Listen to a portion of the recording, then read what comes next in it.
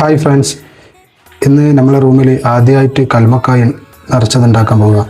കൽമക്കായെല്ലാം കൈ വൃത്തിയാക്കി അരിയെല്ലാം റെഡിയായി. ഇനി ഇത് നിറച്ച് ആവിക്ക് വെക്കണം. അപ്പോൾ കൽമക്കായ എങ്ങനെയാണ് നിറക്കേണ്ടതെന്ന് അറിയാവോ? ഇങ്ങനെയാണ്. ഇതിൻ്റെ ഉള്ളിലേക്ക് നിറച്ച് അരി അരച്ചത് ഇതിൻ്റെ ഉള്ളിലേക്ക് നിറക്കുക, വെക്കുക. ഒന്നുകൂടി പണക്ക് നോക്കുമോ? നമുക്ക് ഇതുപോലെ നിറച്ചിട്ട്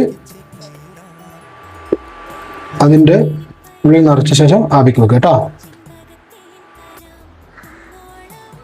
അങ്ങനെ 20 മിനിറ്റിന് ശേഷം കൽമക്കായ റെഡി. ഇനി ഇത് പൊരിക്കണം. അങ്ങനെ കൽമക്കായ റെഡി.